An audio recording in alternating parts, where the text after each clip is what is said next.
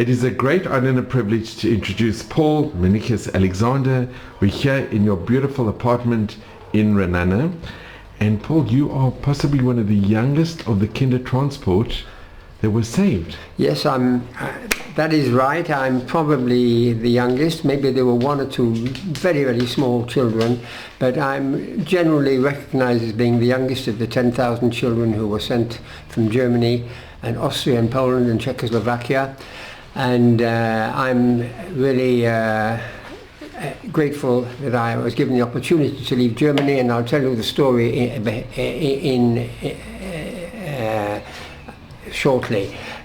Just as an introduction, I want to say that I'm the son of Alfons Minicus, who was born in Munich, and Eva Minicus, who was also born in Munich. My parents were both Jewish people. I'll tell you more about that later. And I'll start just by saying this, that my family were very, very musical. And my mother had a piece of music which she loved and which stayed with me all my life.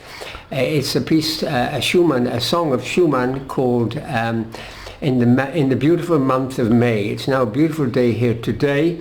And I'm going to play this very short piece, and it's something which has remained with me all my life. In wunderschönen Monat Mai, in the wonderful month of May. Here we go.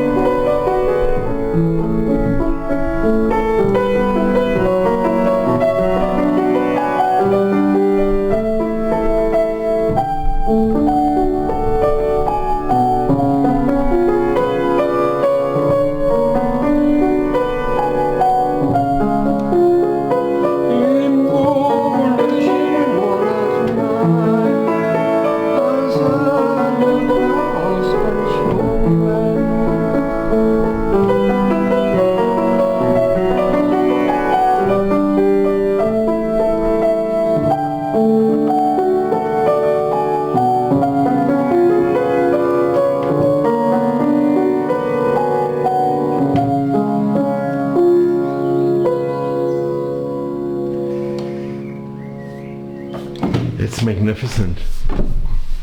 Beautiful. This I've played on a Bechstein piano, which is celebrating its 100th birthday in 2024. The piano was manufactured in Berlin in the factory of Bechstein in 1924. It's been in my possession now for the last 20 years, and all my children and grandchildren play the piano and many other musical instruments. Now, I'm going to say a few words about my family history, and I'll start with the place where my parents come from. My father was born, Alfons Minicus was born in Munich in 1898. He came from a Lithuanian family who arrived in Germany, in Munich, from Lithuania in the late 1800s. They were Ostjuden. They were a Jewish family, not religious but traditional. So my father was born in 1898. 5 years later, my mother was born also in Munich, to a family called Hoida, who came from Poland. So both on my mother's side and my father's side, my family were both what are known as Ostjuden. My parents, my mother's side, were more religious, and they were Shabbat observers. So my parents were both born in Munich, and they were living comfortable lives. The families knew each other, and when Hitler came to power in 1924 in Munich,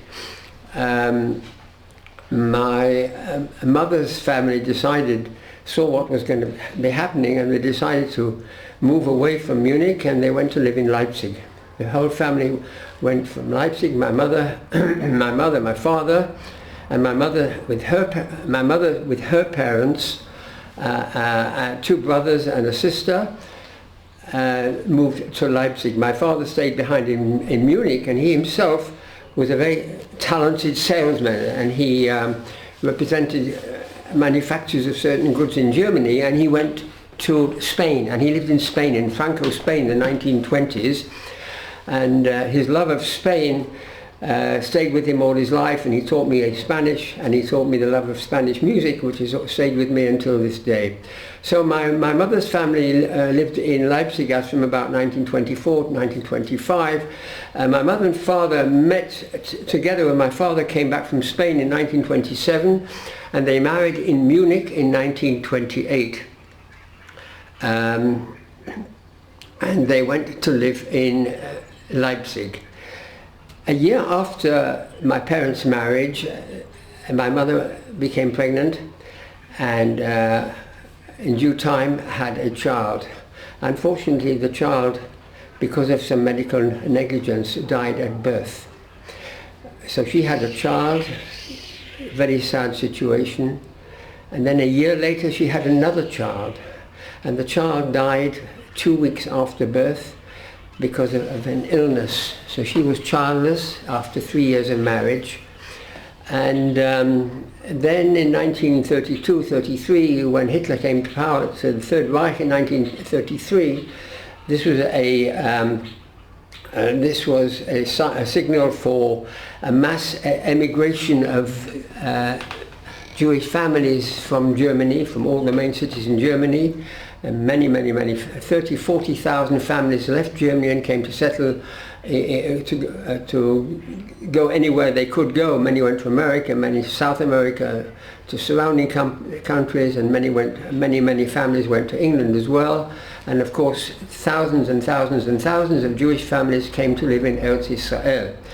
One of my mother's brothers came to Palestine, Eretz Israel, in 34. Another one came in 35. Her parents came over when they got a certificate. They came over to Eretz Israel in 1936, leaving behind my mother and her sister. So my mother's parents came to Eretz Israel in the mid-1930s, and with their two boys, their 2 children, Max and Philip. My father and mother stayed behind in Leipzig, and in 1935 my mother had had a series of illnesses which were somehow connected to the 2 births she had had in the early 1930s, and she had both those babies were born by cesarean operations, by the way. And my mother was hospitalized in 1935, and 1935 was the year of the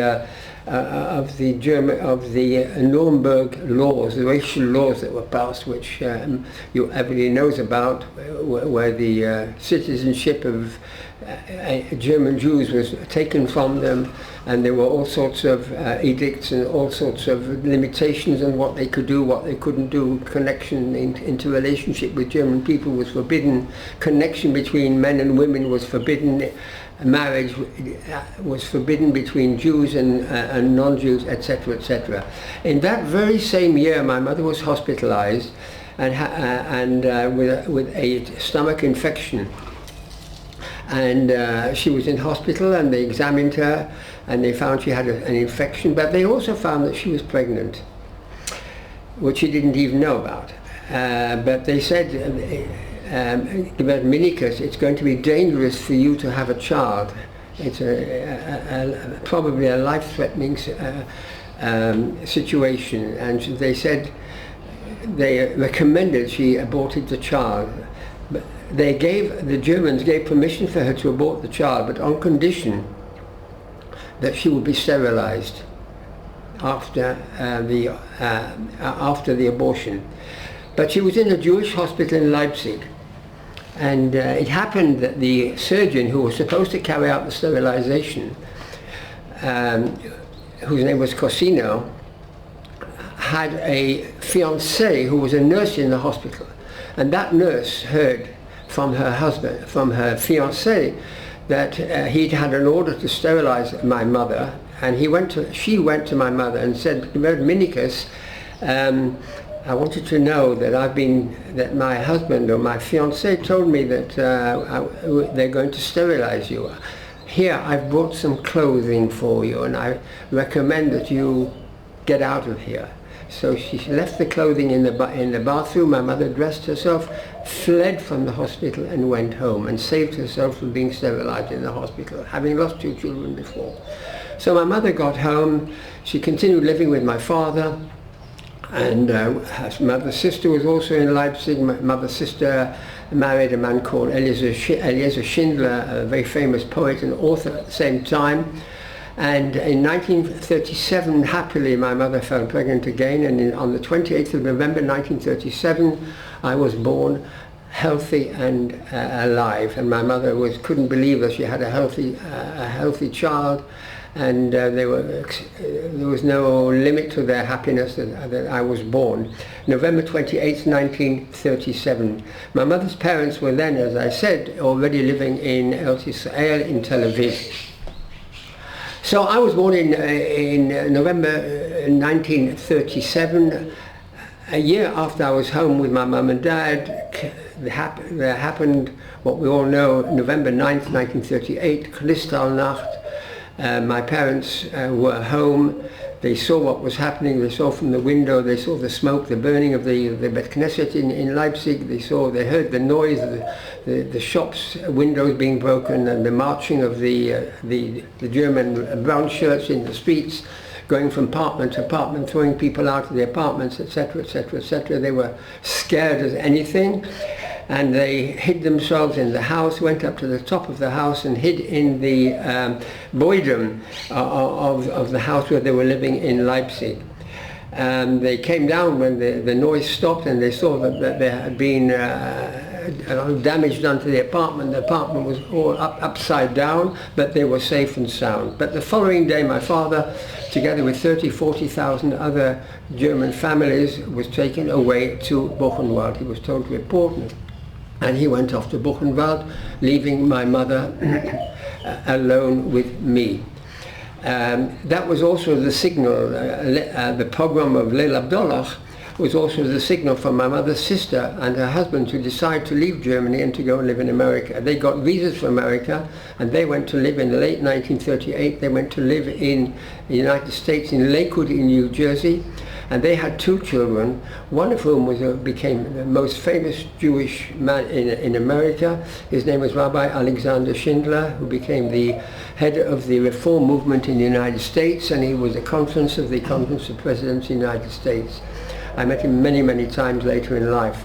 So my mother was left alone. Her sister was already gone to America with her husband. Her parents were living in Palestine. She was alone with me after Leil Abdullah. My father was in Buchenwald. There was correspondence between my mother and my father. Now, Leil Abdullah, we all know, was the trigger for the wonderful mission called the Kindertransport, the transportation, the saving of up to 10,000, nearly 10,000 children from Germany, Austria, Poland and Czechoslovakia. That was, of course, triggered because of the horrors of Leil Abdullah, the pogrom, in which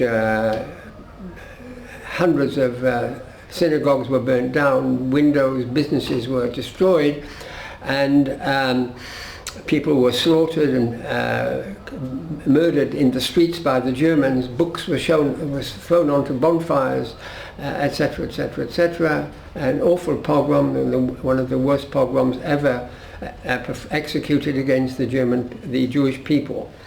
But the events of Leil Abdullah, as historians will tell us, became known to Jewish communities all over Europe, all over the world, and in particular the news came to England, and the British Jewish community decided that they have to do something to get families out of Germany and out of Poland and out of Czechoslovakia. So they got themselves really organized. They sent a mission to the Parliament in England, to Neville Chamberlain, and said, we would like you to give permission to send out an unlimited number of children to come into England with their families. There were debates in the British Parliament, 4 days of debates which are very interesting. I've read them all on the internet and seen them on the internet, on Google. But in the middle of November, that is 2 weeks after Layl Abdullah, a resolution was passed by the Parliament, and the British decided that they are prepared to allow up to 10,000 children to come in to England without visa formalities from Europe. That, in other words, from England, from Germany, from Austria, from Poland, and from Czechoslovakia. And there were certain conditions. There were 3 or 4 conditions on which they would be permitted to enter into England. One is that they wouldn't take any. The first condition is they would have to come alone. Children up to the age of 16 to come without parents. They would have to be hosted and adopted by the Jewish communities or by the organizations in England, so that this wouldn't be a burden on the English economy. So the Jewish organizations, the committees that had been in existence already since 1933, since Hitler came to power, they started organizing advertising for families prepared to take children in. They created camps and places to absorb children coming in alone without their parents. They sent out emissaries to main cities in Germany and into Poland and into Austria and into Czechoslovakia to identify families who were prepared to send their children into England. And there was a limit put on, a limit of 10,000 children given. And they sent people out, and these emissaries got in touch with the local communities, and they had certain priorities. They realized that those who were prepared, those who were in most need to send their children out, were those whose parents had been sent off to the concentration camps or didn't have the financial abilities to look after their children. And so my mother in 1939, in the early months of 1939, heard about the possibility to send her only son to England to safety. She was in touch, in correspondence with my father in Buchenwald, and they both agreed that they must do this to save their only son. And so time came along. My mother applied to try and get a visa for my father. There was a hysterical situation in all these 4 countries, particularly in Germany and Austria, for people to try and get visas to leave the country, to leave Germany, to go to Europe, countries in Europe, England, South America, anywhere possible to get out of Germany. They had a certain amount of cooperation from the British authorities, the consulate in these places. My mother, in fact, got a visa for my father to go to Shanghai. She took it to the to the Gestapo. She said, "Here's a visa, let my husband go." They let him go, provided he left Germany immediately.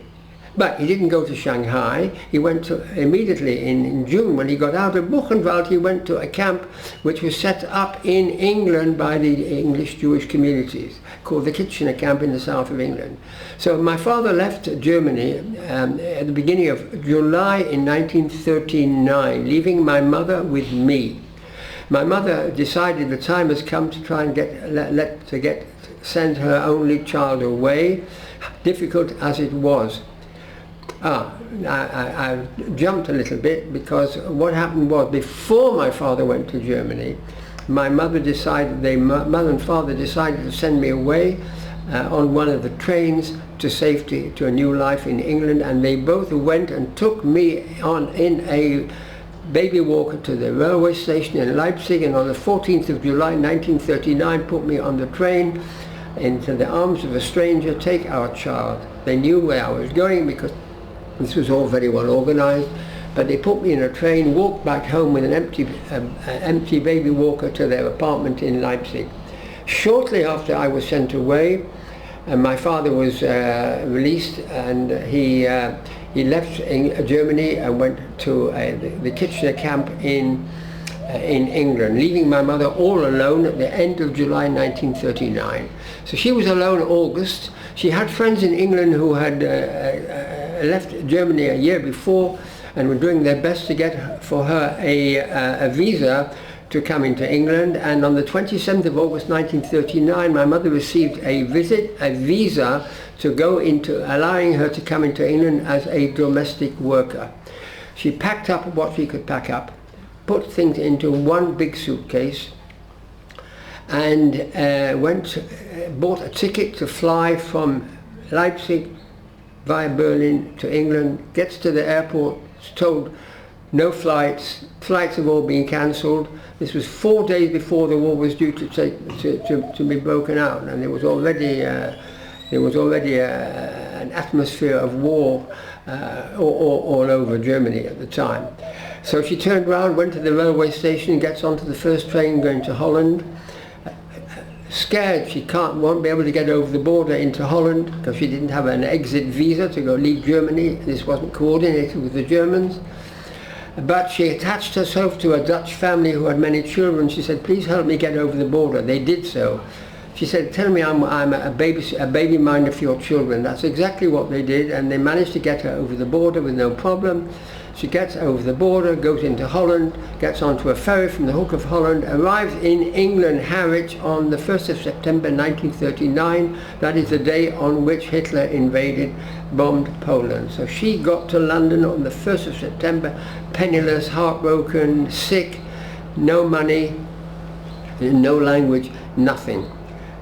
My father was in the meantime in a camp in London, and when I was sent on the Kindertransport, I was taken to a hostel for small children.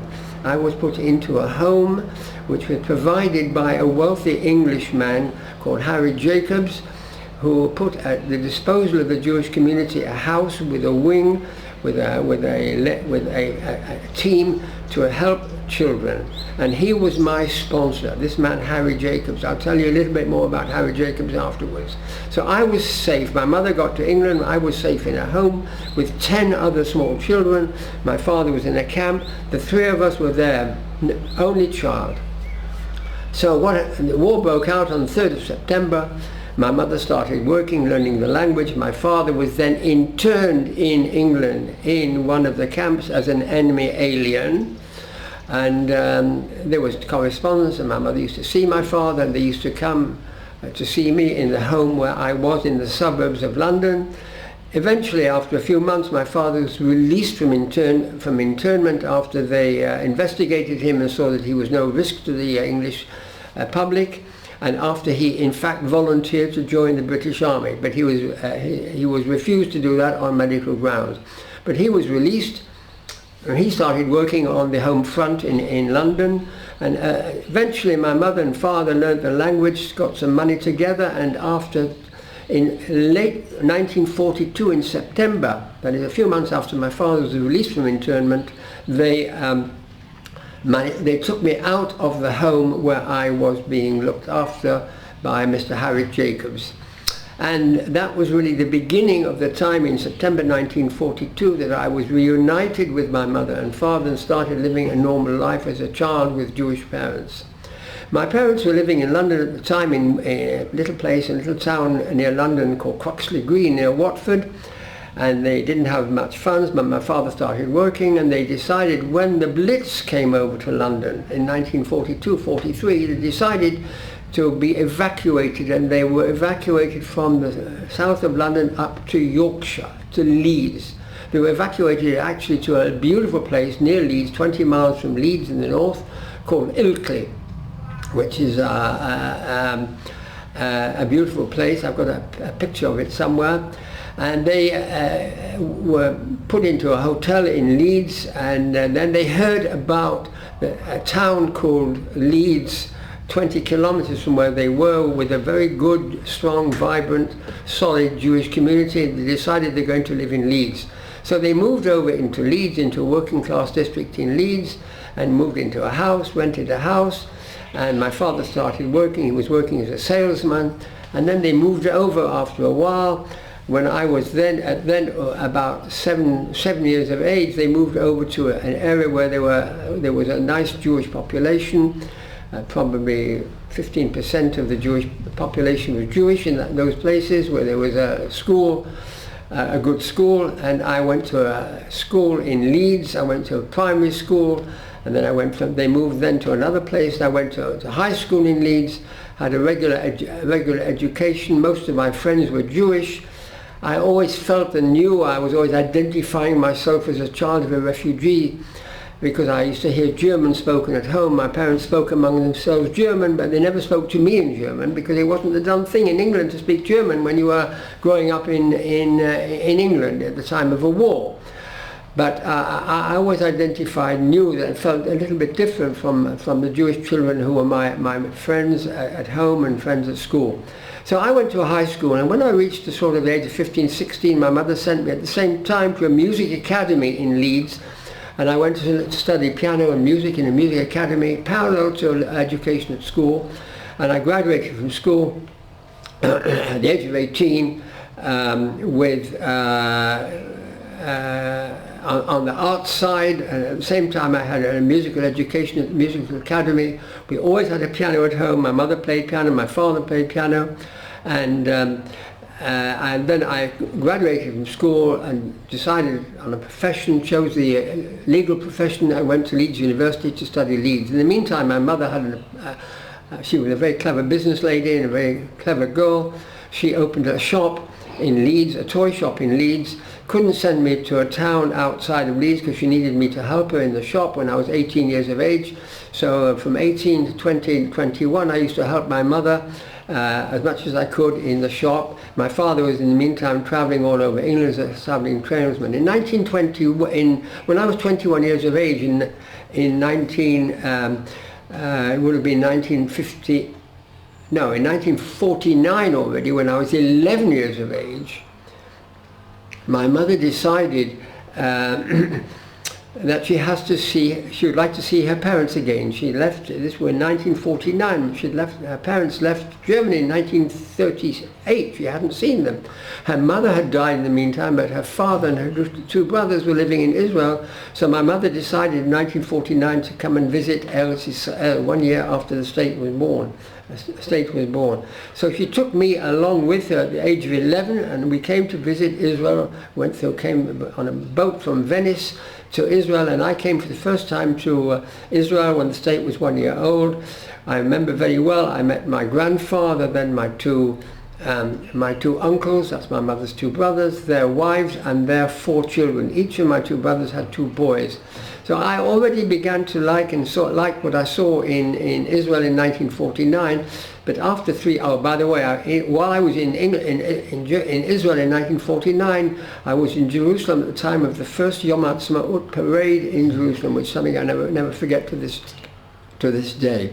But I returned to England with my mother in 1949 at the age of 12, and then I finished high school, and then I went to Leeds University, and from Leeds University I went to I did a law degree at Leeds University, and then decided to become a lawyer.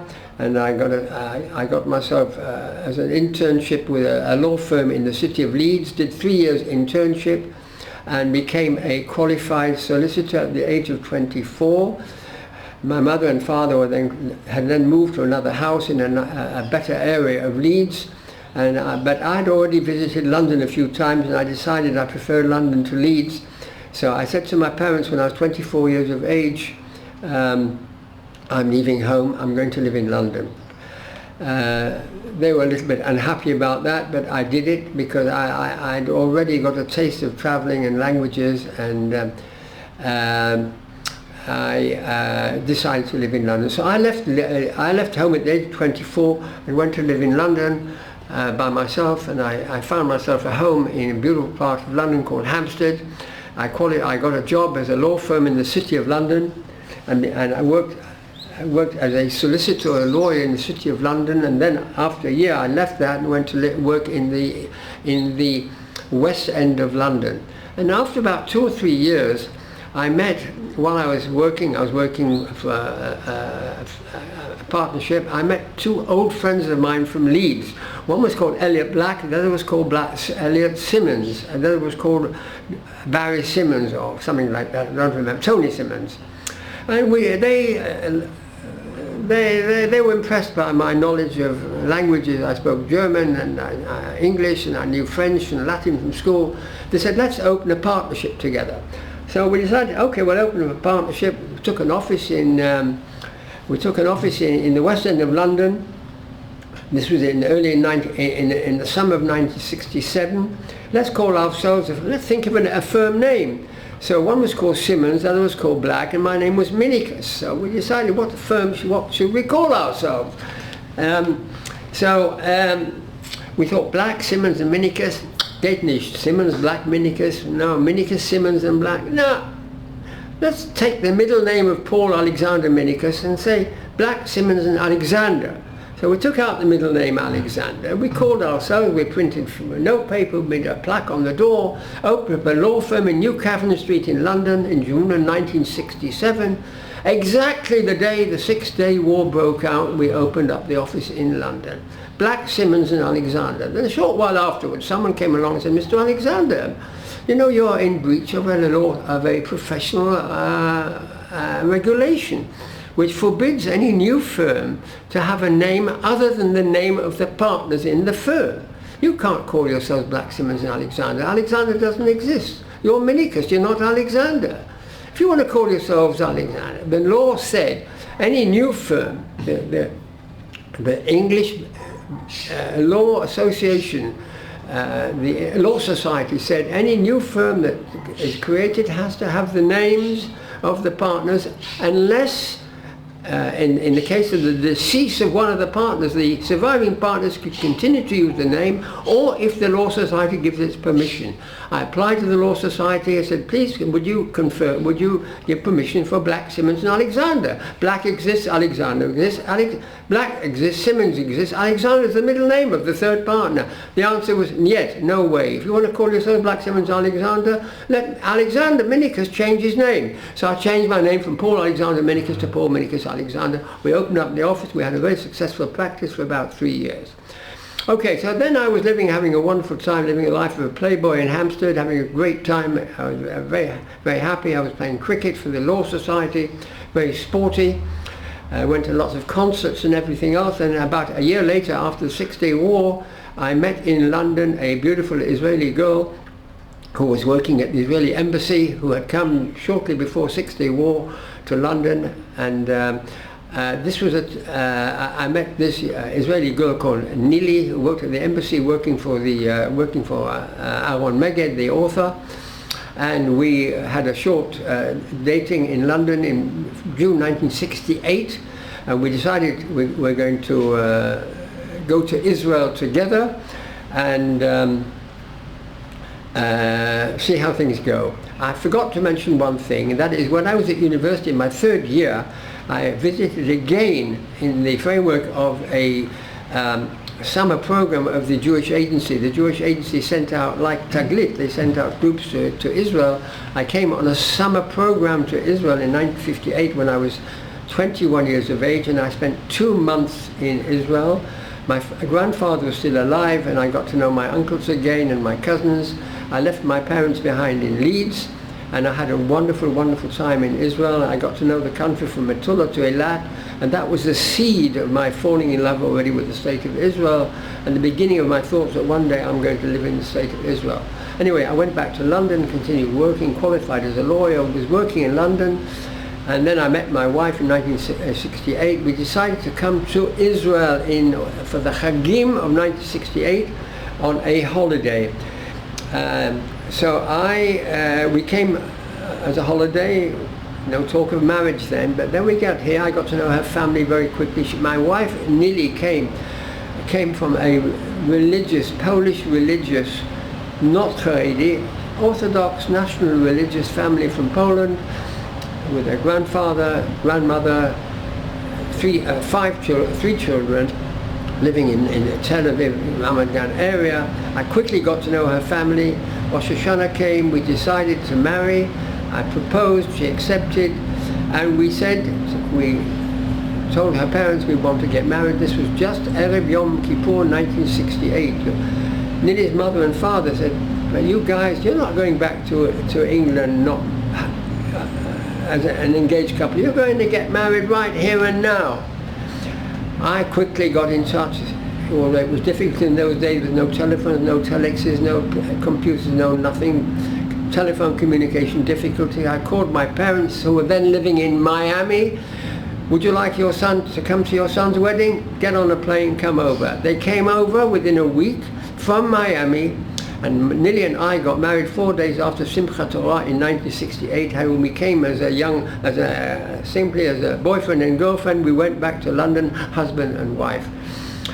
It's important for me to say at this stage that Nili and I, she came from a religious family, I came from a secular but traditional family, that we decided we're going to set up a home and create a home in Israel, and we will try and come along, and I'll try and learn and study and follow and become more traditional, so there will be a united family, because her family is a very united family. Her brother with his children, and her sister with her 5 children, all national religious, living Orthodox Shabbat observant lives in Israel. So I decided I will do my best to come towards that sort of life. Anyway, Nili and I got married. We went back to London. We lived in London for a year in my apartment in Hampstead. Decided on the date to leave, 1st of January 1970. We said, okay, let's go and visit my parents first of all. We took a flight, went to America, met my parents in Florida. Then we traveled all over the States for a year, and we went to Mexico. We spent time in Mexico, came back to New York, worked in New York, and we spent a year and a half traveling. And in 1971, in the summer of 1971, we decided to make our way to settle in Israel, which we did. We came in June 1971. Nili was pregnant with our first child then, and we were given a home for a month or two with Nili's parents in Tel Aviv. We started living a life in the state of Israel. We lived first in Tel Aviv, then in Ramat Gan, and in Yad Eliyahu, our first apartment. We lived in rental accommodation for 2 years. We had our first child. I was then already learning and going with my father-in-law to shul and learning tefillah and everything, and studying a little bit, not too much, but I studied a little bit, and we were living an Orthodox lifestyle. We decided that we're going to send our children in on the Orthodox stream. At those days there was no middle line. You were either state schools or religious schools. We decided to send the kids to religious schools, and anyway, we were living in Yad Eliyahu 2 years after we married. Then we bought our first apartment in Herzliya. We moved to Herzliya. We were living in Yad Eliyahu at the time of Yom Kippur. During Yom Kippur, my personal status was I was a Toshav Arai, I was a permanent resident, but because of the war I quickly changed it to Oleh, and then I decided to do some army service and go and do what I could for the army and play my part. And I in fact did go into the army, and I did Tirunut and everything, and eventually I did course Makim and became a non-commissioned officer, and started doing Miluim like everybody else. And we were living in Herzliya in our apartment. The second child came along, a second daughter. Our first child was a daughter, Noah, who is now 51 years of age today. A second child came, Hedya. She's 48 years of age today. She was born when we were living in Herzliya. And then my wife, after the second child, started working for a real estate company in Ramat Sharon, and they were building a project in Ra'anana. And because of her connection with that firm, we were able to buy a house, villa if you like, in Ra'anana, in which we still live today, 45 years after we bought it in August 1979. We've been living here now. In the meantime, 10 years after our second daughter was born, in 1984, our third child was born, a son called Nadav, who lives today in Modi'in, married to a lovely girl of Moroccan origin, and they have 3 fine children. My son is decided eventually, he finished university and studied industrial engineering, decided to go into the army. He's in Svarkeva, in the permanent army, and he's also a brigadier commander when he's on Miluim. He's a Magad, a Mefaked Gdud. His wife comes from a family who are all army people. She went into the educational corps, and she is no less an Aluf Mishneh in the army today, a very senior lady in the army. She left the education corps, and she's now working in the personnel department of the army. She's 4 years older than my son. My son is 39, he'll be 40 in April of the Pesach of this year. So they have 3 children, a boy, 2 boys, a boy, and then a girl, then a boy. My daughter, eldest daughter, Noah, lives in Yerushalayim. She is, by profession, she went to university, Bar-Ilan University, did a degree in musicology, and she became, in profession, a music therapist. She's very, very musical. She plays clarinet, harp, and piano. And she has a musical profession. She's very well thought of in her profession, and works in the profession as a music therapist in Yerushalayim. She married a boy who came from Algerian extraction, who is an engineer and works as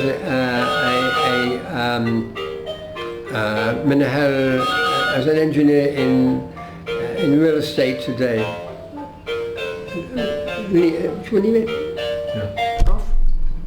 It's on? It's still on? Okay. All right. So my daughter Noah lives in Yerushalayim. She's got her 4 children, and they're very happy. We've got a lovely house in Katamonim, and their 4 children are also. One of them is, she has twin daughters, age 20. One of them is in Shmone Batayim. The other one is in the army, working with Olim Chadashim in the army. Another boy who is finishing school now, and then a smaller boy.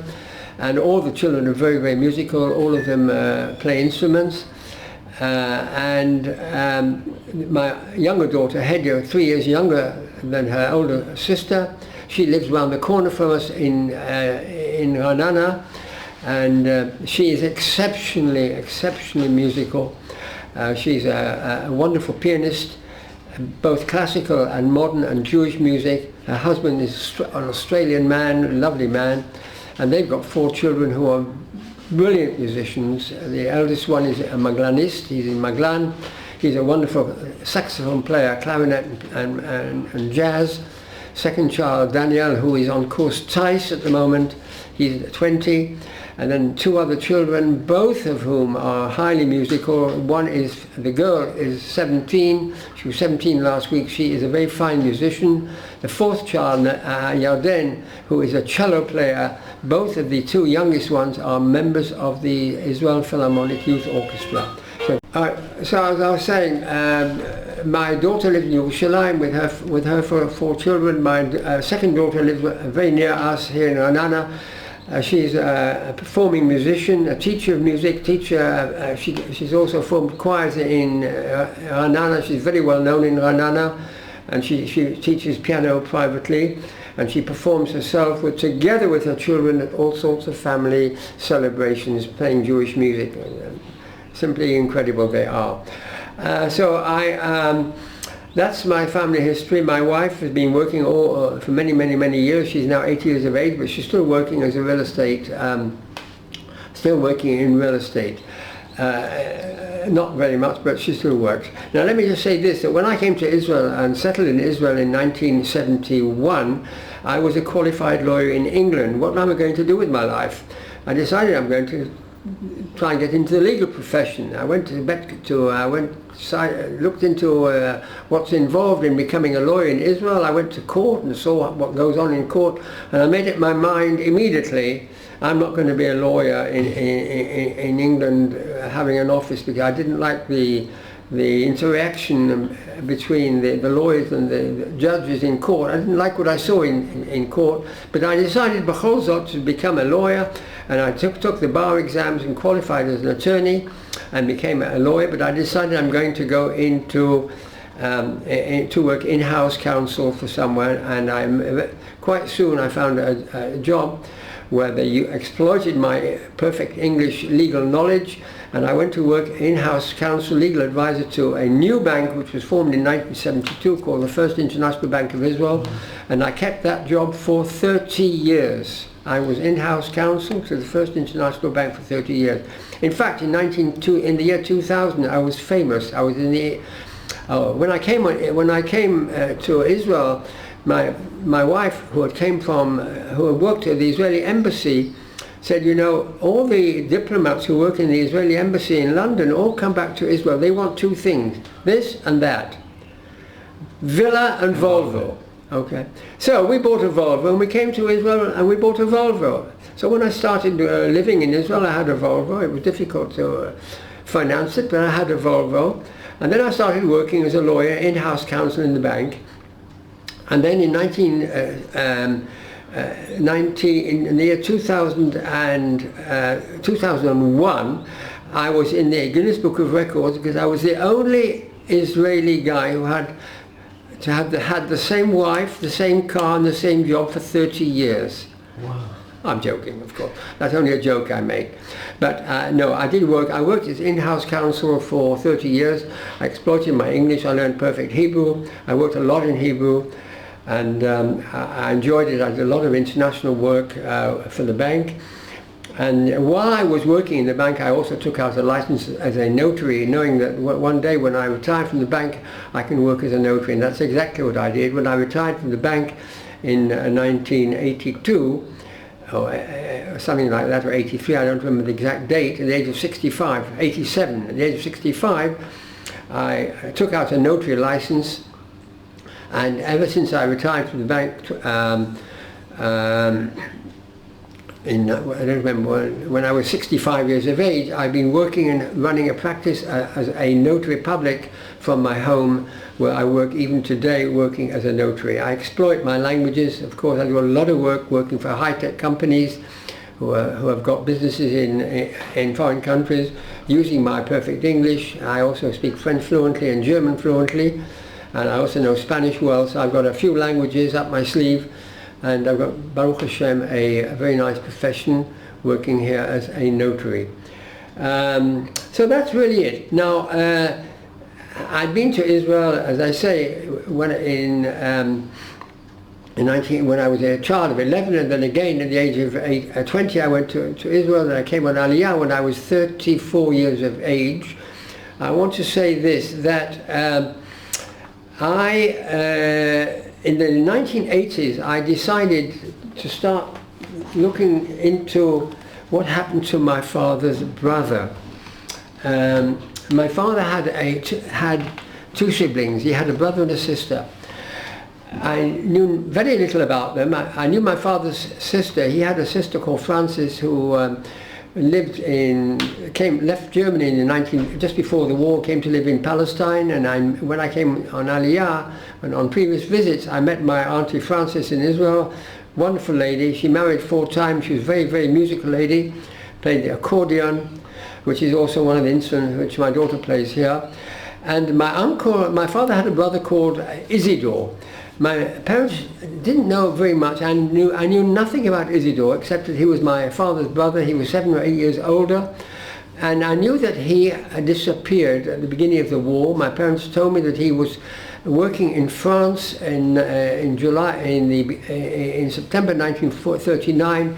He was captured by the Germans, and they, apart from getting a telegram from him in 1942 to say, I'm okay, but I'm captured, I'm a prisonnier, I'm a prisoner of the Germans, I'm fine, don't worry about me. That's all they knew about him. They never knew any more. So I was always curious to know what was the destiny of my uncle Isidore. And in 15, 20 years ago, when internet started opening up and Yad Vashem had a database, someone said, why don't you find out from Yad Vashem and look it up and find out where Uncle Isidore was? You knew he was in France. I found him very quickly. I found a reference to him that he was in fact captured and sent to Auschwitz and was perished in Auschwitz on transport number 55 in 1943. That's all I knew about Uncle Isidore, okay? Then in the 1980s, 1990s, in the year 2000, I was working happily. I used to go to Miluim, my wife was working, the children were growing up. I got information about Uncle Isidore, and through the organization who gave me information, I wanted to get documentation for myself about my entry into England, get some documents, and I decided to approach the World Jewish Relief Organization in London. I approached them, and they sent me photographs of all my documentation, my history, and how they looked after me, where I was in a camp in England, etc., etc., etc. How they kept an eye on me until I was reunited with my parents. This organization, the World Jewish Relief Organization, when they sent me from their archives in 2005 or something like that, I knew they existed, and then I was on their contact list. And then in 2018, in the end of winter, the beginning of spring in 2018, I suddenly get a invitation from them, a flyer from them telling me about a bike ride which they're going to hold in June of 2018 to commemorate the Kindertransport, which will be a bike ride from Berlin to London. They just sent the flyer for information purposes. I saw the flyer, I said, my God, that's something I must do. I'm going to do it. I was 80 years of age. I was 81 years of age, but I was still cycling and doing a lot of sport, very fit. So I wrote to them quickly and said, I'm very interested. I want to do it, but I won't do it alone. I'll do it with my son and my grandson. Son on one side, grandson. They were shocked to find a kind, somebody who was on the Kindertransport, 80 years of age, taking part in a commemorating bike ride to go to Berlin to London. So they were very, very happy, delighted to have me. It was great publicity for them to have a kind on the bike ride. Were you the only? I was the only kind on the ride. There were 42 people in the group. The group were all cyclists who had been riding with them on sponsored bike rides for a number of years. They were collecting money for their charitable work in Europe, and they'd been running sponsored bike rides. So it was one of the guys on the sponsored bike rides who said, you should do a bike ride from Berlin to London. It's no problem. And they looked into the logistics of it. They found out that it wasn't a difficult thing. It was a Sunday morning to Friday afternoon bike ride, 930 kilometers, 150 kilometers a day. Anyway, I said I'm going to do it. They were very simply thrilled about my doing it. I'm coming with my son and my grandson. I was given a reduction on the amount. Everyone who joined in the ride had to find a sponsor, had to bring money in. Everybody had to bring in money. That's the idea of a sponsored bike ride. It was a source of getting donations for the organisation that's organising it. Anyway, cut a long story short, I went out, I got permission from my wife also to join the group, not to ride the bike, but to join the group of people helping the ride. 42 people in the ride, 39 came from all over places, all over the world, America, Japan, India, Australia, and everybody who rode on the bike ride had to be connected in some way to the bike ride and carry a plaque to say how he was connected. And I was, of course, riding as a kind on the original bike ride. My children were driving in honour of me, and everybody else was driving it in honour of their father, grandfather, cousin, uncle, aunt, or mother's cousin, aunt. And there was a bike ride took place. It was a great publicity event, ceremony in London, in Berlin, television, filming all the way, ceremony in Harwich when we got to England, big reception in London with the chief rabbi, etc., etc., etc., television. I was interviewed in BBC television, etc., etc., etc., and very fine publicity event. 2 weeks before I went on the bike ride, I was told I got an invitation from the English embassy. They called me. They said, "We understand you are a kind and you are fit, and you don't have a caregiver, and you're verbal and everything else. We'd like you to come and meet Prince William on his official visit to London, to Israel when he comes in 2 weeks' time. But you're coming. We need 2 kinder to be at the visit." He has expressed a wish because the Kensington Palace didn't allow Prince William to visit any other place than Yad Vashem. They didn't allow the Israeli authorities to take him to the Old City because of their sensitivity to the Palestine Authority or to the Old City or to where his grandmother is buried up on Har Zeitim. No, only Yad Vashem, where all the celebrities go, the presidents, the Apifior, the Vatican, etc., etc. Prince William is invited to Yad Vashem to lay a wreath on the and Prince William expressed a wish to visit two Holocaust survivors connected with England. Who are Holocaust survivors connected with England? The Kinder that were saved by the British. So I was invited to come and to meet him for a short, intimate conversation with Prince William in Yad Vashem, together with another Holocaust survivor whose name was Henry Foner, a man of 6 years older than me, Henry Foner from Jerusalem. So we both accepted, and this was to take place the day after I got back from my bike ride in London. Anyway, I got back from a bike ride in London.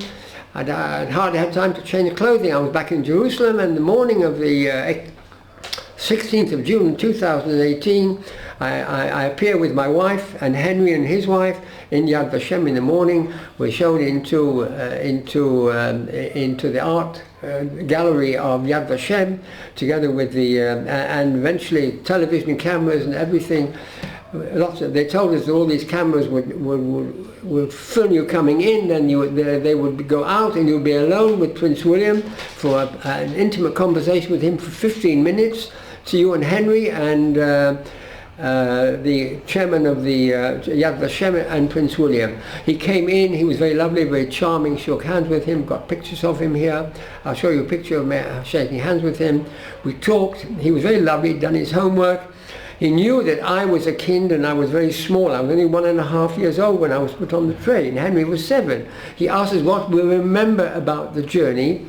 And Henry said, of course I remember being put on the train by my father and my grandmother, and I remember the police or the German soldiers coming in and looking through our bags to see we weren't taking jewelry and more money than we were permitted to take, and it was very frightening and very unpleasant. And whenever the train stopped, these people came on, the Germans came on, looked through our baggage, and it was very unpleasant. Then Prince William asked both of us, me first of all, were you ever reunited with your parents? I told him I was happily reunited with my parents when after a few years, after I was in a child's home for 3 years, and I grew up with my mother and father. Henry told Prince William that unfortunately he lost his parents. He never saw his father again, never saw his grandmother again, but he had got many postcards from them, which he eventually postcards that came in the German language, then in the English language, because he forgot his German. And he was brought up and adopted by a Welsh family, and he grew up with a Welsh family, and he had donated all the photographs and letters he got from his father and grandmother to Yad Vashem, and they're in the archives of Yad Vashem. So he asked us he asked us a few stories, how it influenced our lives, how we felt about our being saved by England, coming to England. Each of us said how we felt about it, etc., etc. And then I said, you know, Prince William, Your Royal Highness, I said, I must tell you, I came back just now from a bike ride when I did commemorated my bike ride, which I did 80 years ago. I do this ride every 80 years. He liked that very much. And then he asked me about the bike ride, and I said, you know, he asked me why I did it. And I said it was a victory over Hitler for me. It was a victory, a celebration of my life. But I also did it to thank the British people who opened up their doors and their homes to British people, to Kinder, and took in the children, both Jewish families, Christian families, Quaker families, etc., etc., etc. He liked that very much. So we had our discussion with Prince William, then he left. And then I was left with Henry, and I met Henry for the first time with his wife. We went out and had dinner together, and we've stayed friends ever since. That's almost the end of the story, the end of my story. I just want to say one more thing, if I may. That I mentioned my uncle who perished in Auschwitz. I knew nothing about Uncle Isidore. And then beginning, or right in the middle of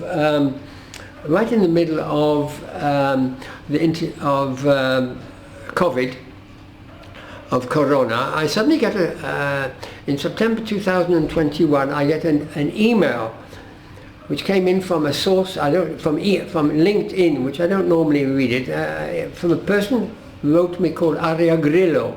I see the name Aria Grillo, that's an interesting name, not an Israeli name. Who is this person? I open up, I don't normally open up. I opened it up and the email said this: Dear Mr. Alexander, my name is Aria Grillo. I'm a research student in child psychology at Yeshiva University. I deal with family genealogy. I have reason to believe that the great-grandfather of my husband John was the brother of your father. It's unbelievable. The great-grandfather, my husband John, the great-grandfather Isidore was the brother of your father. I would be interested to hear from you. Nekuda. I was shocked. That told me that my uncle, whom I perished at Auschwitz, must have had a wife, children, grandchildren, and a great-grandchild who lives today in New York.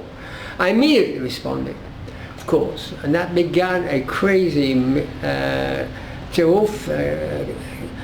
year of correspondence, emails, WhatsApping, FaceTimes, Facebooks with this lady Adia, who is a research student of child psychology. She's now a doctor. And I got to know her, I got to know her husband John, who is Jewish because he is the great-grandchild of my uncle. Okay, so I start seeing this lady, Aria Grillo, and her husband John. She's 38, he's 39, and her mother, his mother, who is the daughter of my cousin. I meet Marietta and John. Marietta, beautiful lady who is 80 years of age. She and her husband Richard Chiaraviglio, an Italian, both living half the time in Miami, half the time in Long Island. I get to know the whole family and the history of my family and my uncle Isidore. And the story is very quickly, I'll go through it very, very quickly because it's a fascinating story. The story I learned from Arie, who did all the genealogy, is this: that my uncle Isidore was in fact very well connected in France because he'd been involved in family business in France. He was married in 1938. He had a daughter called Erika. Erika in 1939 was married, no children, and he told Erika, my uncle Isidore told his daughter Erika, who is my cousin. Erika is the daughter of my uncle. He said, Erika, there's going to be a war, get out of here. I advise you, get on a boat and get out of Europe. So Erika and her husband get on a boat in Hamburg and go to Buenos Aires, the last boat out of Germany in 1939, last boat out of Hamburg. She's on her way to Buenos Aires, finds out she's pregnant with a child. She has a child in Argentina. Erika has a child in Argentina called, her name is Marietta. Erika and her husband don't get on well. They separate, they divorce. Erika takes her daughter Marietta to Montevideo, which is the other side of the River Plata, and she starts growing up with her daughter, her only daughter in Uruguay. Can't handle her daughter. She's difficult for her with language problems, financial problems, what have you. Gives her daughter to a monastery, to nuns, to Catholics to bring her up. So Marietta, my cousin's daughter, is brought up by Catholics in Montevideo. Erika, meanwhile, marries a doctor who doesn't get on with his stepdaughter. And Marietta grows up thinking she's Catholic. Marietta grows up, moves to New York when she's an adult girl. Marries a non-Jewish American serviceman in New York. They're married for 10-15 years, no children. Marietta, the daughter of my cousin, meets a man when she's 42 years of age in an elevator in the Rockefeller Center, a lovely, good-looking man who had an office next door. They fall in love with each other. Marietta and Jim marry and decide to have a child.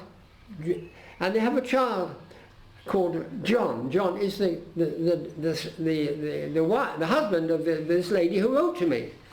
So Marietta thinks she's Catholic. She has a child, she calls him John. She marries a guy of Catholic origin from Italy called Chiaraviglio, Richard Chiaraviglio. Incidentally, this man, Richard Chiaraviglio, happens to be no less than the grandson of the Prime Minister of Italy 5 times before Mussolini.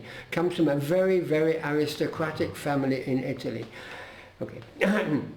So Marietta and Richard marry. This Richard Chiaraviglio has a villa in Long Island and an apartment 5th Avenue in New York. They live a beautiful life in Long Island.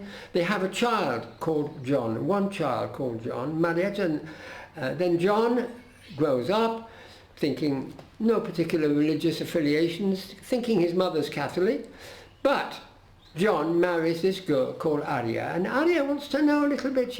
Her mother, in the meantime, her mother was a Shabbos Goy for Goyim in New York.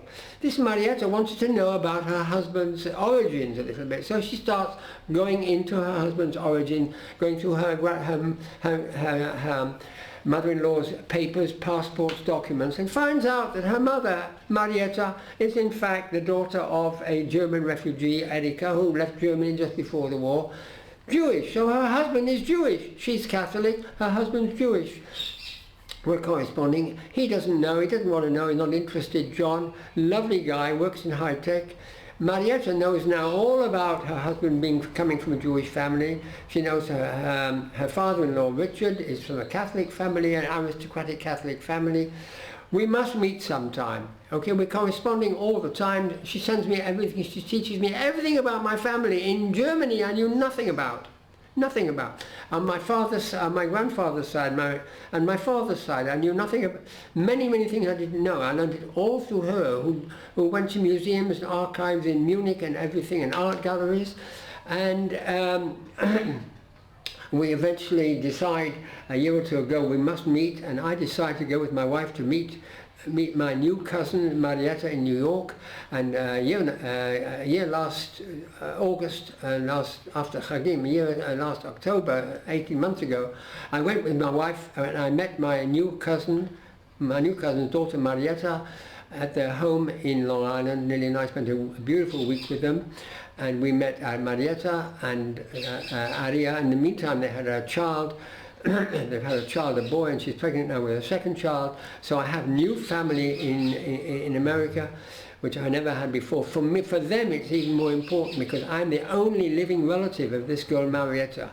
I've got family on my mother's side, a big family on my mother's side, but she's got nobody. Okay, her mother. I've got pictures of her mother and everything. Anyway, so that's just a byproduct. How did this lady, Aria Grillo, get to me? This is quite important.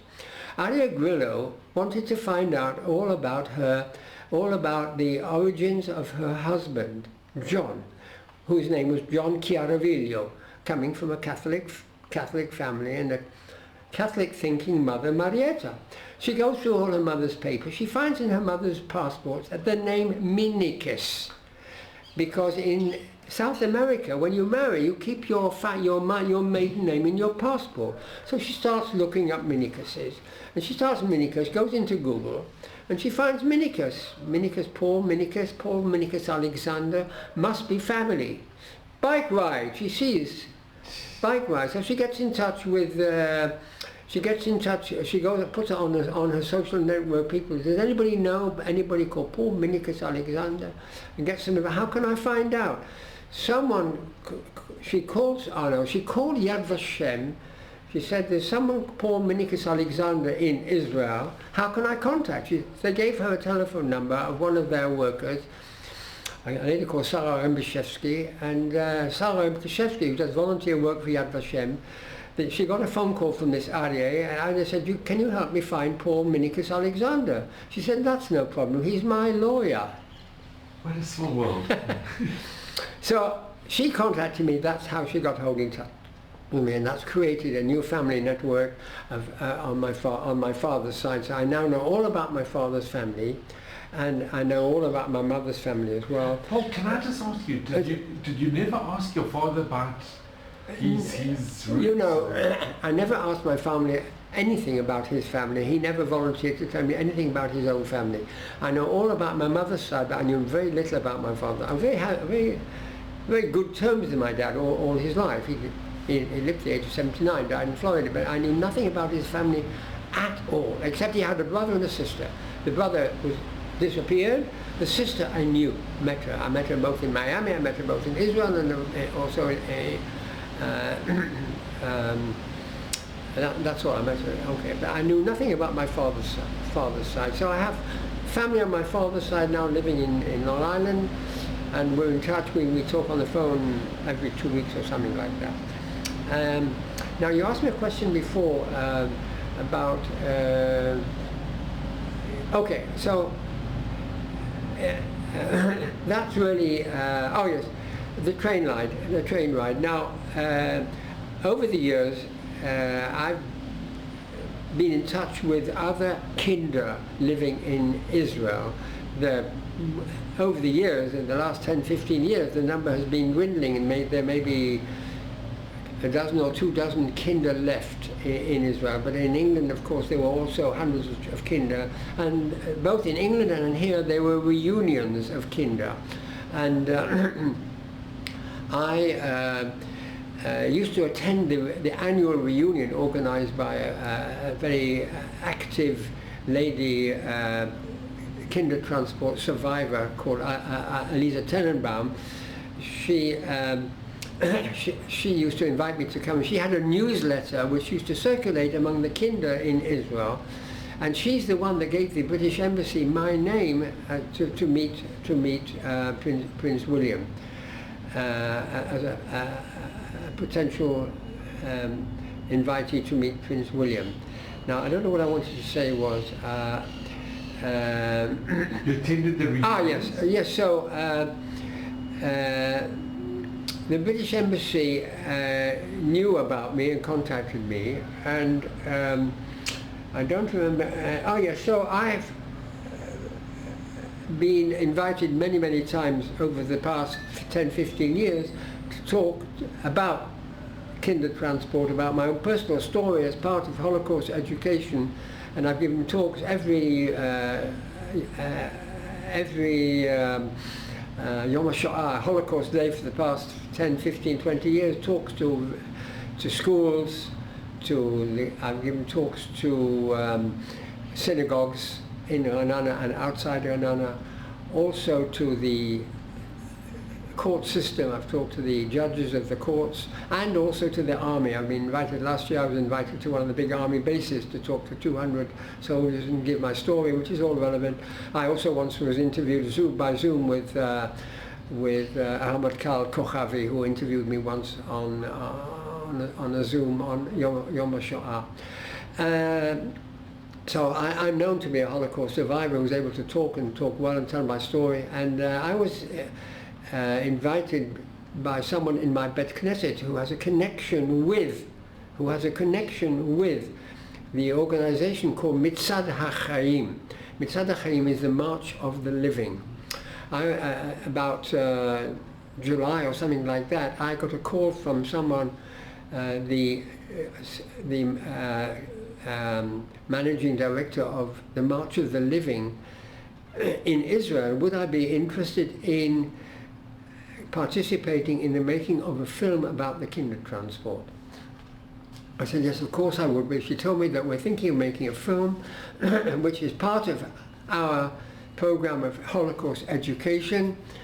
We were making a film, and we want we want to have 3 kinder to go to Germany and be filmed in the places where we were when we were children, and to take the film crew to the schools and Bet Knesset, to the community, and tell the story of what happened about anti-Semitism in the places where we grew up, to show, and then to be filmed on the journey from the Friedrichstraße station, from the railway station in Berlin to Liverpool Street Station in London, where all the children got off. I said I'd be happy to participate in that. And so that started the beginning of the preparation for the film. They said, we want to make this film to commemorate 85 years as from Kristallnacht. which took place in November 9th. We want to screen the film. We therefore want to start the film immediately at the beginning of October. We need a month to edit the film. So they started organising. We had a meeting, and the other two guys, they said in the film, there are two Kinder. One is George Sheffy, who is 92 years old, very well known, very eloquent, lovely man, lives in Givat Ze'ev. And the third one is Walter Bingham, the oldest living journalist in the world, 99 years of age. He turned 100. He just turned 100. He turned 100 the 5th of January, turned 100. And we'd like the three of you to go. George will be accompanied by his wife and his daughter. Walter will be accompanied by his daughter Sonia, and you and your wife will be the third, and we'll want to send the 6 of you, or the 7 of you, the 8 of you to make the film. And they set the date October the 8th. With the date they set to send us, we're going to send you on a flight to Berlin to start the film on October the 8th, 2023. We had a meeting 2 weeks before in Jerusalem, in a hotel in Yerushalayim. October the 7th, Black Shabbat, we get a call in the evening from them to say, Heather, we've heard what disaster, what a catastrophe has happened today. Are you prepared to go ahead and make the film? We realize it's an unprecedented disaster, a catastrophe. Maybe you want to, your children are involved, your family are involved. Are you prepared to go ahead with the film? They called me 8 o'clock on the Saturday night, after the same day of the massacre. I said, I don't know, I have to think about it. I'll talk with my children. He said, talk with your children. Then when you give me an answer, I'll talk to George and I'll talk to Walter, and we'll see what their reaction is. That's exactly what we did. My kids said, go, you can't do anything. You'll be with us. None of us are in the army at the moment. Go ahead. I told them in Berlin, I'm prepared to go ahead. They got in touch with Walter and with George. Decision to go ahead. Next morning, George flew out in the morning. He was already filmed in Berlin, because he came from Berlin. He was already filmed on Sunday, October the 8th. He was filmed in Berlin October the 8th, and October the 9th in the morning, Monday morning, the three of us were sent with the film crew on our journey from Berlin to Karlsruhe, to Amsterdam, Hook of Holland, Harwich, London, with a closing ceremony on the Thursday night afterwards. And they filmed us, film crew, sound crew, together with the CEO of Mitzad HaChaim in Israel, Vital Karnofsky, and together with the head of the organization in England, Stuart Scott, and they made a very successful film. They started editing it. They decided they're not going to screen the film for the first time as anticipated on November the 9th. We're going to delay it till the end of the war. In the meantime, the war continues, so they decided to have a premiere screening of the film in the presence of the President of the State of Israel at a reception on whatever it was, January the 24th in the President's home in Yerushalayim, and that's what happened. So the film was shown for the first time at the President's residence on January the 24th in President Herzog's home. And I was there, George was there, Walter was there, Barry Davis was there, and 3 or 4 other Kinder were there, and there were other invitees who came, and they showed the film there. And that's really the end of the story. Subsequently, I received the invitation from the President of the Bundestag to go to Berlin, and I went to Berlin. So that's been the end of my stories of events connected to the Kindertransport. I could write a book about just about this alone. Paul, at this invitation in Berlin, it was an event for the Kinder also. Yes.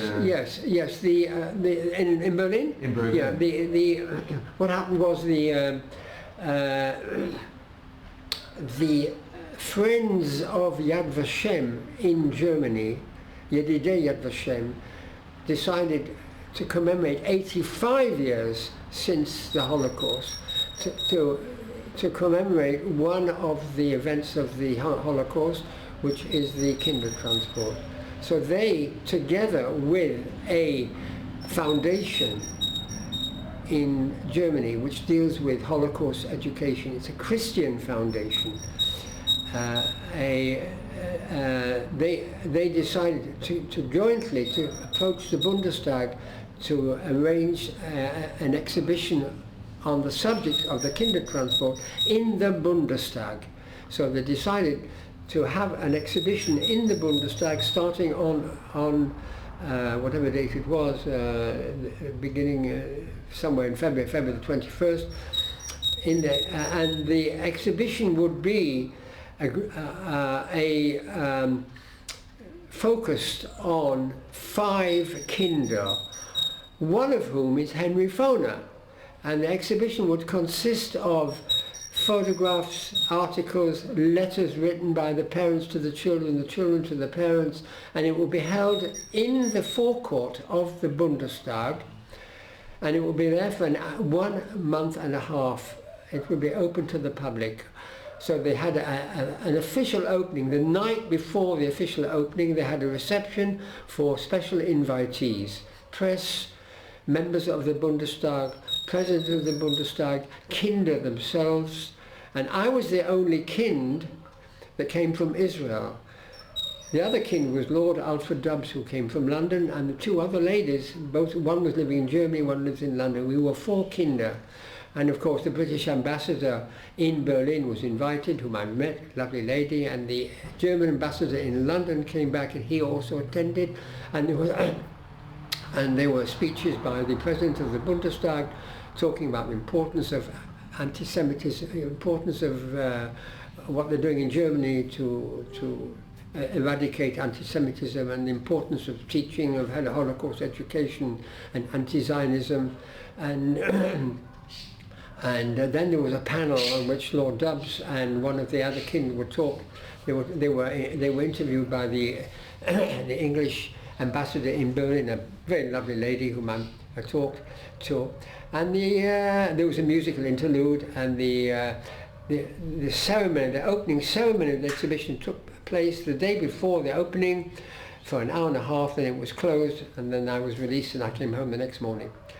So that's really the end of my story. I've got hundreds of other anecdotes to tell on the way, but I can't remember everything. One other point that's a little bit relevant is that a week ago I got an invitation from Mitzad HaChaim to I was invited together with my wife to take part in the March of the Living in Auschwitz on Yom HaShoah this year on May the 5th, and I accepted the invitation, and please God I will go with my wife, and we will take part in the March of the Living, Auschwitz-Birkenau, on Monday, May the 6th. And that's the end. George, Paul, can I just ask, because you went with George Sheffy and Walter Bingham, and you've kept the connection with George and Walter. We're in touch. Can I ask? I went to see Walter a week ago. One of my grandchildren in Jerusalem gave a concert in the. Are you from Jerusalem? Where do you live? There's something called the Solalet Hatsuba. Have you heard of that? It's a jazz club in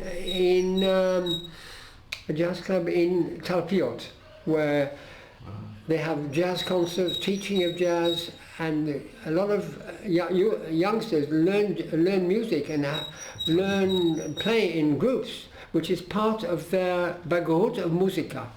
And one of my grandchildren, who is a wonderful saxophone player, invited us to come, and he was going to be tested and assessed for Bagot by giving a concert in the Solalet Hatsuba, which he did. So Paul, there are really no words to thank you. I am so extremely grateful. I think your story, what you went through, it's unbelievable. It really is amazing that your mother arrived in London on the day that the war broke out. Yes. Penniless and destitute. And that your father was there, and that they decided, your parents, to give you as a 1.5-year-old baby And on you're a right. train, not knowing where you were going to go, not knowing if they'll ever see you again. The hardest decision I think parents could ever make. Again, I've always wondered myself how one could make the decision. It's really, really incredible. Also, not only being of such an age of 1.5, but having lost 2 children before and having gone through what she went through and what they went through, it makes the decision even more astounding. It's incredible. Yeah. But what you achieved, it's phenomenal. It really is. To go on a bike ride at the age of 18 from Berlin to London, and your message was so profound. It really was. Incidentally,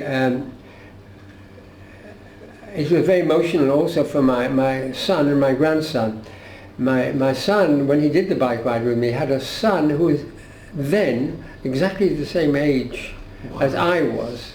This was way back in 80. His son is now 7, and this was a year and a half. And this was his son was 1.5 when he made the run. He thought to himself when he started. He said, I can't imagine giving my child away, not knowing when, with all the atmosphere of the war coming up. It's really, this is a really astounding decision of my mother and father, and they were remarkable. They really. So, Paul, can I ask, what message do you give to your children, your grandchildren, to the future generations? Yeah, Les, you asked me what message I would like to give to my children, my grandchildren. Let me say this, that I've always felt that I have every day to thank our Creator for having given me the opportunity to leave Germany at the Holocaust and to start and have a new life in England. And I'm the luckiest person in the world. There is a book, I was given a book not long ago by a Holocaust survivor who survived the camps. He survived Auschwitz, Birkenau, Theresienstadt, went to live in Australia, and he wrote a book called The Happiest Man on Earth. I'm going to write a book one day, and I'm going to say that I'm the luckiest man on earth, because I am the luckiest man on the earth. I was given the opportunity to lead a new life and bring up a family in Israel, and I'm terribly grateful for that. And what can I say? It's a victory. I feel that what I've gone through is my victory over anti-Semitism, over hatred, over oppression, over racism. And my children must do everything and grandchildren must do everything in their power to eradicate hatred and racism, and remember that they should only do good things in life and help other people, like we, the Kinder, were helped by Jewish people in England and by non-Jewish people in England, who felt that it was only human. They must do everything possible to help and to be good to others. And this is really the message which I want to pass down to my children.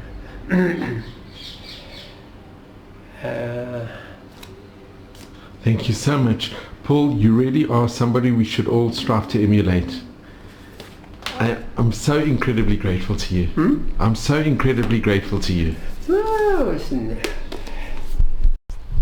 what you have to know about German Jewry is that many of them, those who came from who were not born in Germany, and they came from families from the eastern countries, were not given German nationality. They were Ostjuden.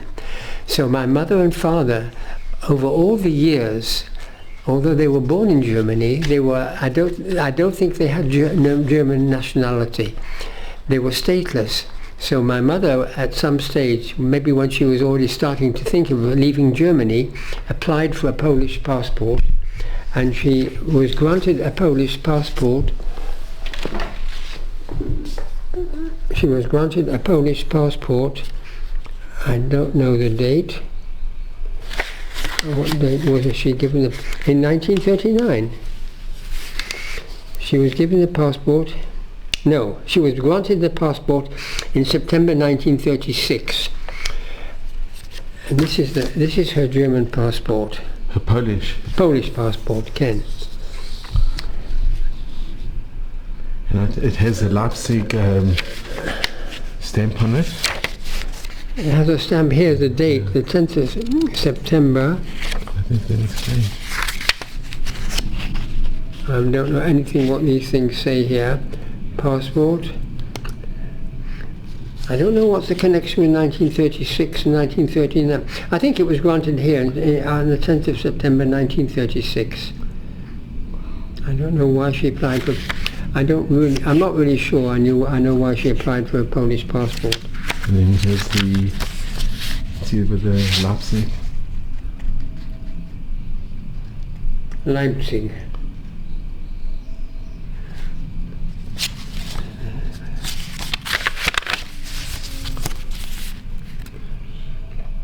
Minicus, Evra Minicus.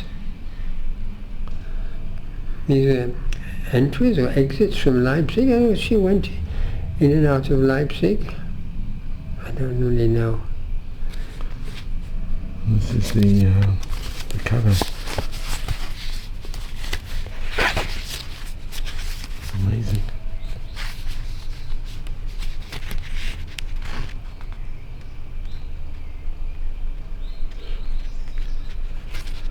And the front part is, this is the passport. Sure. And probably even have a copy of this was from... Yeah. This is the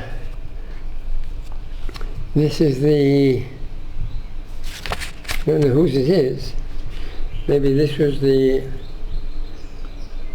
Holland. Harwich. From the Hook of Holland. This was maybe my train ticket as a baby. No, this was the ferry ticket for the ferry going to Harwich from Holland, Hook of Holland. But I do have somewhere, I don't know where it is. This is a beautiful picture of your parents on the piano. That's correct. That's correct.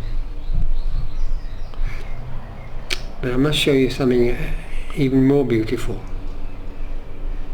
Stop a second. So this is a copy of your birth certificate. Leipzig, 1937.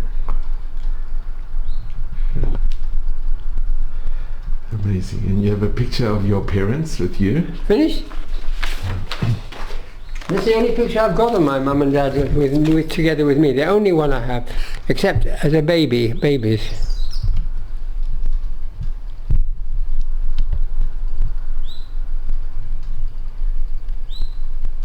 How old are you in this picture? Probably about 8, 9. But what I do have here, I found, these are the only pictures I have. Look here a second. These are the pictures. These are the only pictures I have of myself as a small child. About the time of the Kindertransport. Yeah, this was in Ezra magazine. This is my mother with me. I'll give you this. You can just take it with you. Do what you like with it.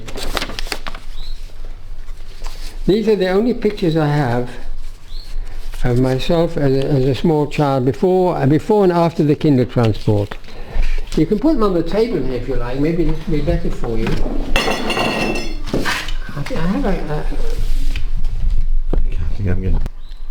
These are pictures taken in Leipzig in 1939 when I was about a year old.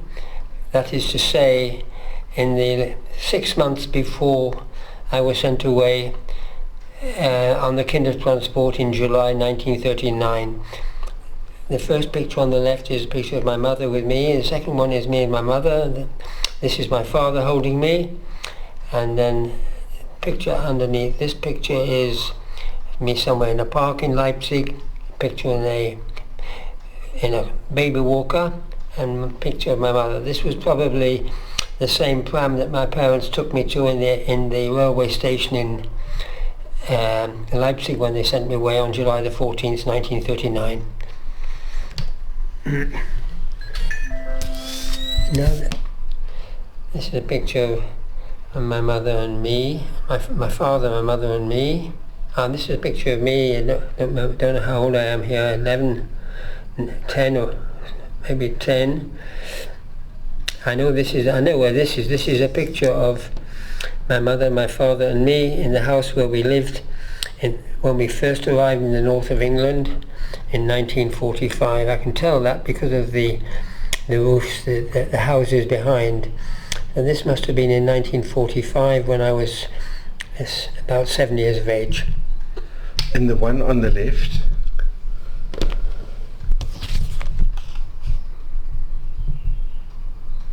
Don't know. Is it possibly a picture of me in London after I was reunited with my parents and living with them for the first time, but I don't know exactly where it is.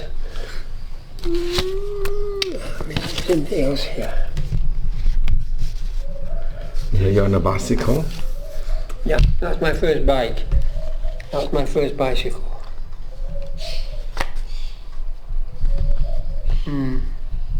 You don't have this, please.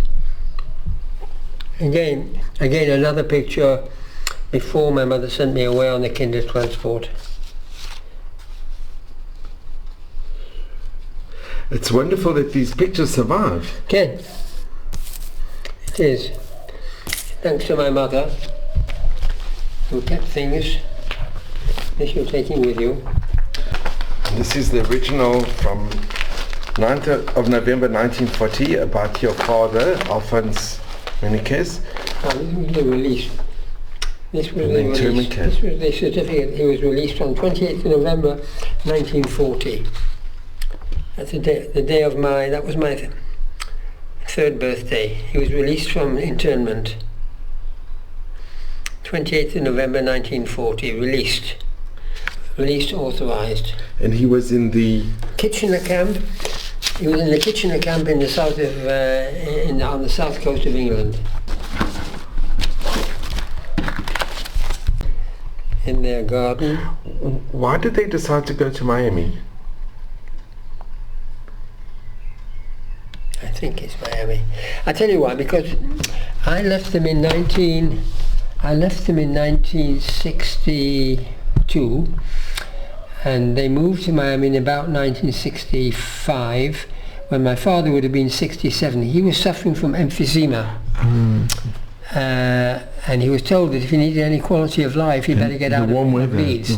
And his sister Frances, was living in Florida, in Miami, and they decided to go and spend the winter there. And they went to spend the winter there in 1966. Liked it so much they decided we're going to live here.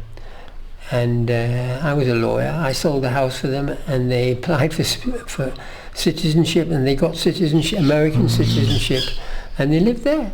And my father would have been then in 66. He would have been 68, and he lived 11 years in Miami.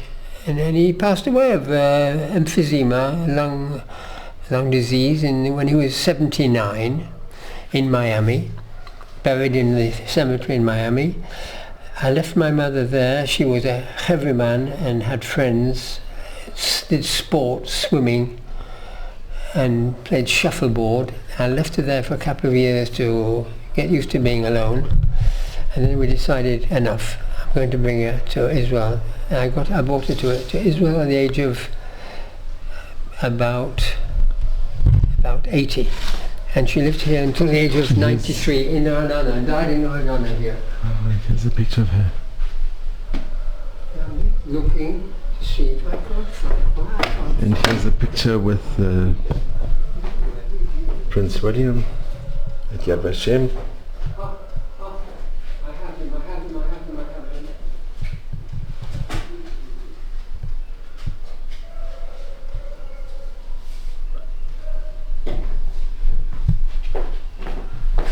I have them here. I have everything now.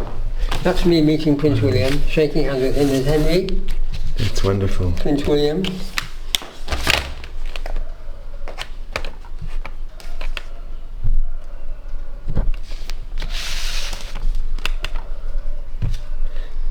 It's a pity that he didn't go see his grandmother's... My son. This is my son and his wife.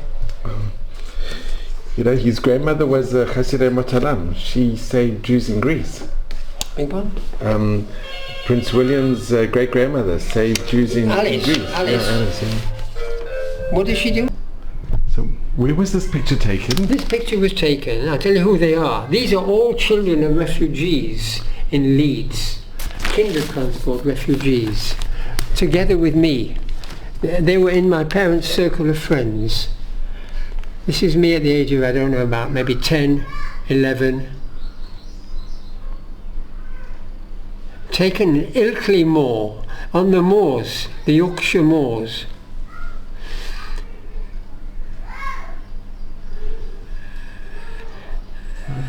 Her father, she was the same age as me. Her mother and father were refugees from Vienna, escaped just before the war to England.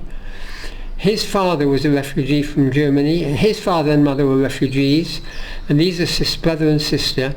She's right now with her sister. She's dying of cancer in Leeds right today, this very day. And then, and this is a cousin. Now this one, these are sisters here. And we were all children of refugees living in Leeds in the late 1940s, early 50s.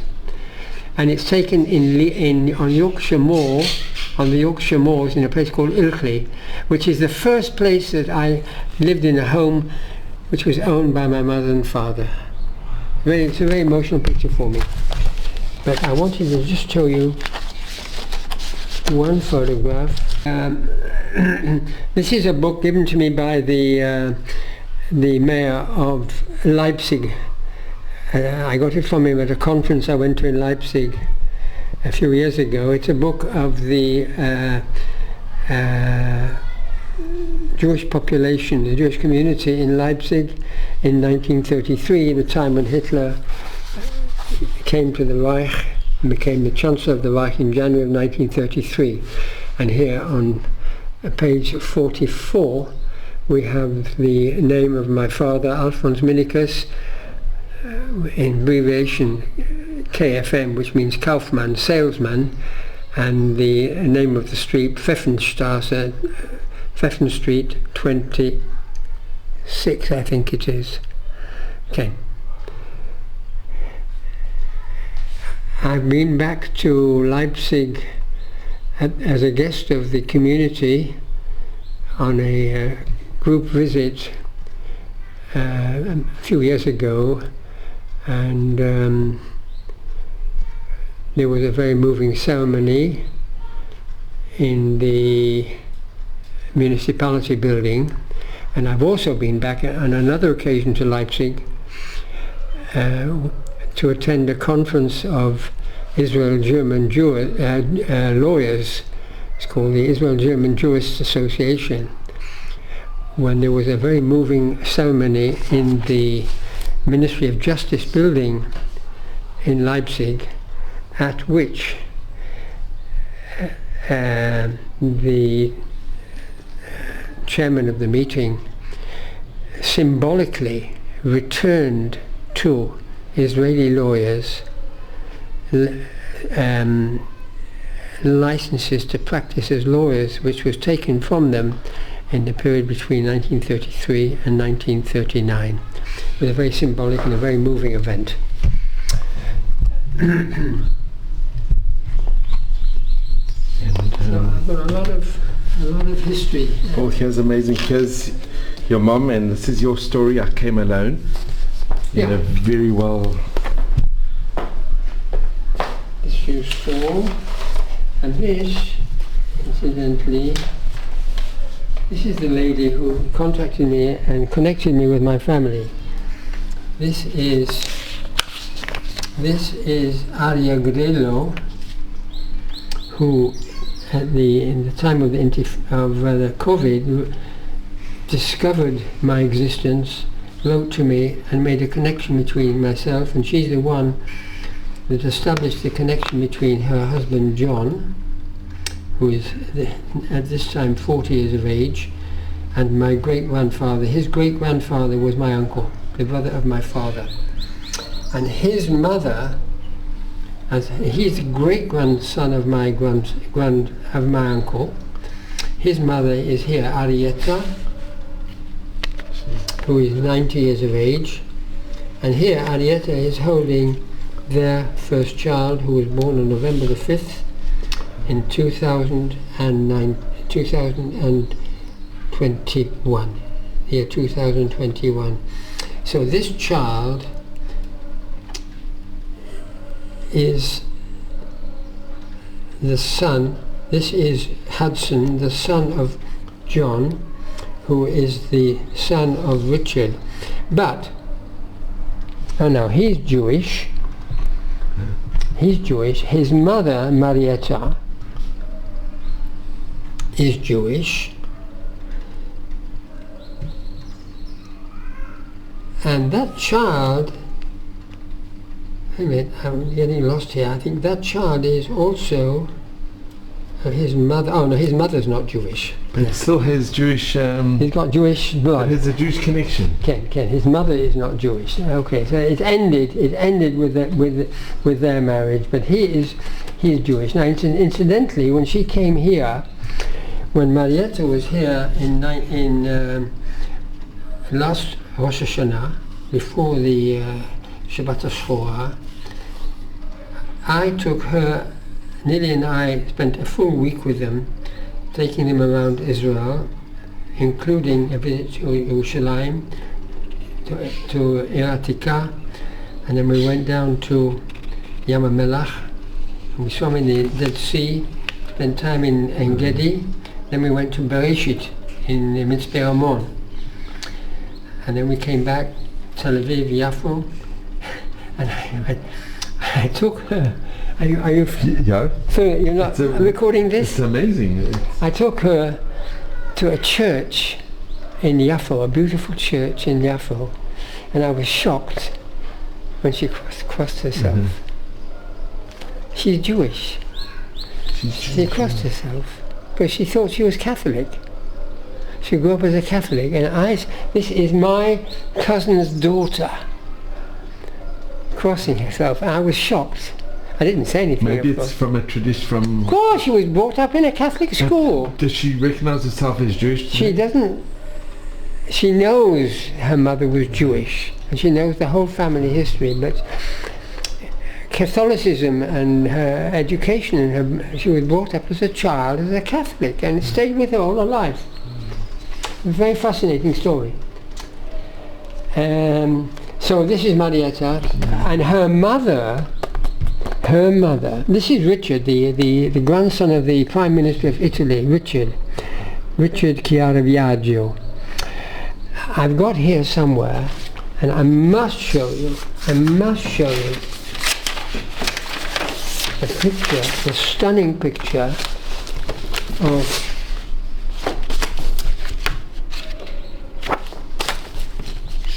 this is me lecturing here on the subject of the Kindertransport in Bet Mishpat.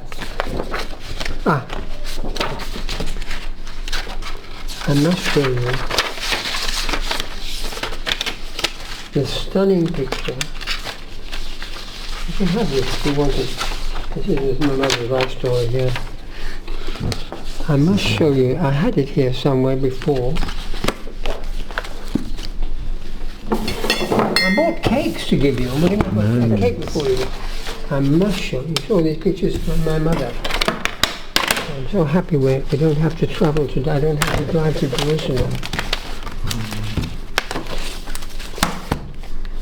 One second, I must show you this stunning picture.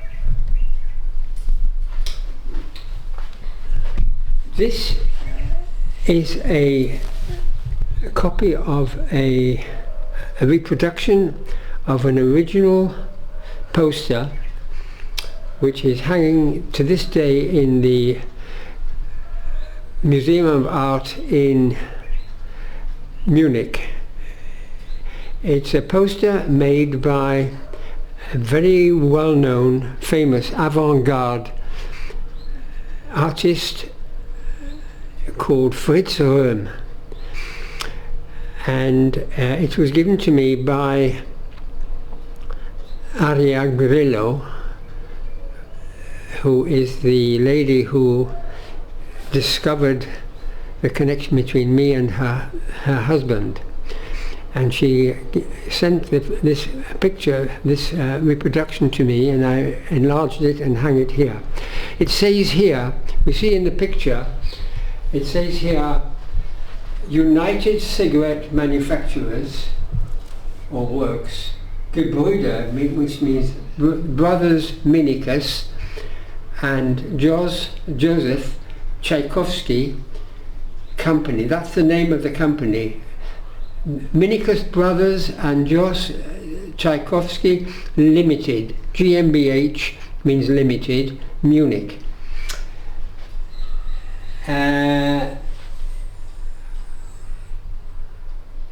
The story is that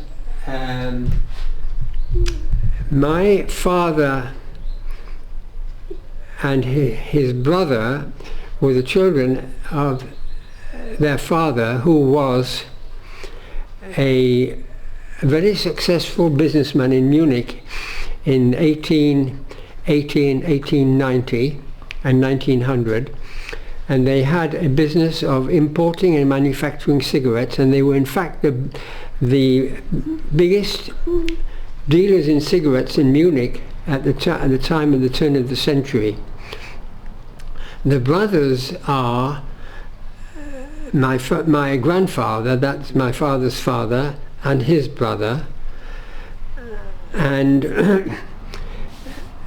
my grandfather, who was one of the brothers here. The other, there were two brothers, and the family Tchaikovsky, which is the maiden name of my grandmother on my father's side.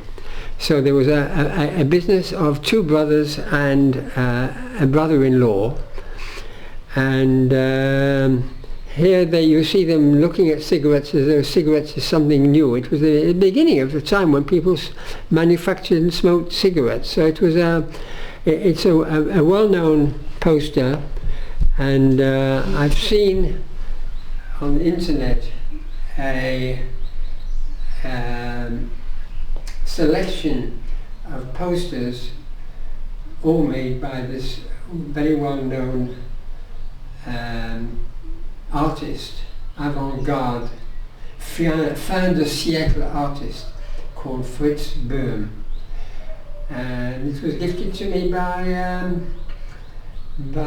Aria Grillo, who discovered my existence, and they discovered the relationship between me and her husband, who is the great-grandson of my uncle. So it's something which I treasure very dearly. It's phenomenal. It really is amazing. Yeah. Riding into the reception at London at the end of the Berlin to London bike ride in June 2018, on my left As I'm coming in is my son, Nadav, and on my right, on the left side of the picture, is my grandson Daniel, who was then 14 years of age only, a very fit athlete. He was a triathlon athlete, and today he's in pilot's course. And that's me in the middle, with a determined look on my face. That is an incredible feat that you did. To 600 miles. 600 miles, Ken. 930 kilometers. From Berlin to London. Yeah.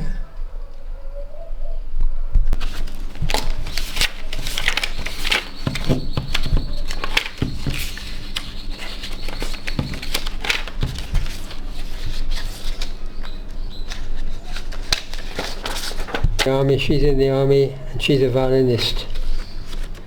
My grandson, in 2 weeks' time, is going to play with Itzhak Perlman. Really? He's 14 years of age. You must be so proud. Wow. I am. He lives here in Granada. He is a...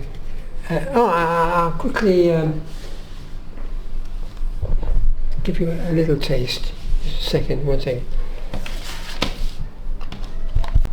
He recorded 6 pieces or 7 pieces as a bar mitzvah present for his family, for the larger family, and I'm going to let you hear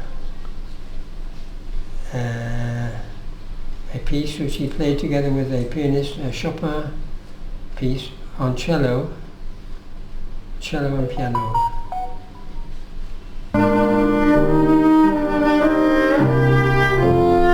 This is your grandson.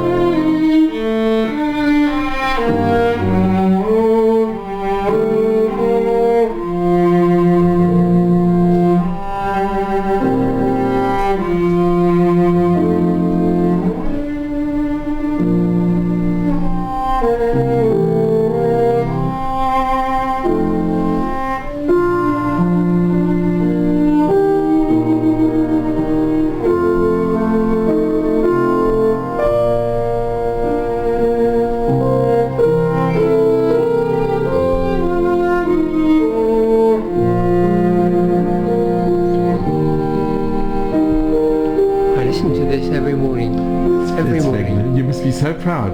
Every morning I This listen is to incredible. 13 years of age. That's absolutely magnificent. That's it. This is with Prince William. Yeah. Immensely grateful, immensely proud of everything that happened. Paul, it's so nice. That is really, you are so blessed with your family Blessed and is the word. the luckiest person alive. Blessed is the word. I am definitely blessed. Here we go. They have all got to go.